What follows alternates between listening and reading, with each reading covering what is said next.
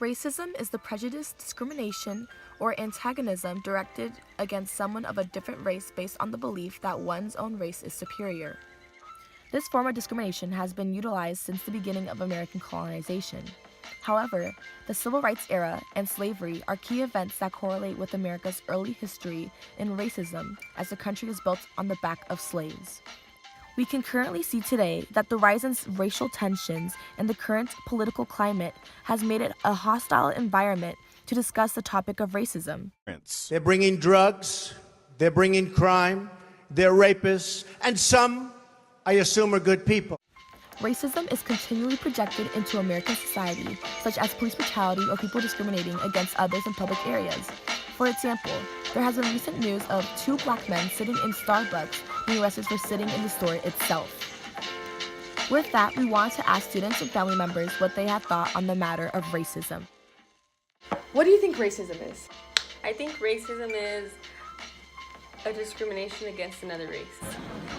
Racism is the discrimination of a person based on their skin color.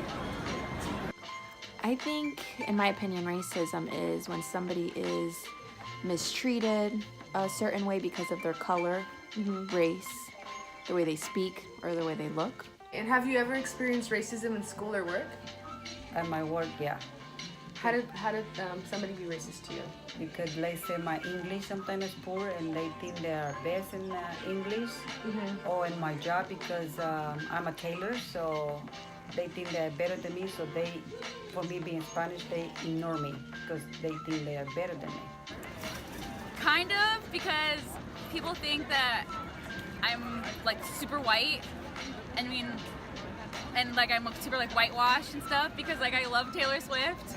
Would see me versus my coworkers who are Caucasian, they would make me feel like they would belittle me. Okay, and how do you think racial comments can affect someone's ability to perform in life?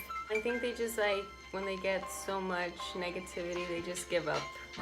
It probably like puts them down and makes them feel like less of a person. Comments can affect people because it makes them feel like they're not worth it, or because they're a certain color or race. They don't feel like they're compatible for certain jobs, or they're gonna feel like because they're not meeting because they're gonna feel like they're not meeting expectations because of their race or color. And lastly, do you think racism still affects people today in society? Yeah, big time, always, no matter where you are. I think it like follows you around with people. So. Probably, yeah. Yeah. Definitely, I think it does, in my opinion. I guess the land or the area that you live in, sometimes there's going to be more of one group than the other. And I mean, sometimes, unfortunately, in society, if you are the minority, you're going to feel like the outcast. In conclusion, we definitely think racial inequality is a disadvantage as a minority living under the American system, being more prone to discrimination that traces back to the formation of the country under colonial rule. In order to raise awareness, we had created cutout red hearts, which had the phrase, "We all bleed the same color," on them to emphasize the idea that regardless of race, sex, or gender, we are all equal and should be treated with respect and dignity.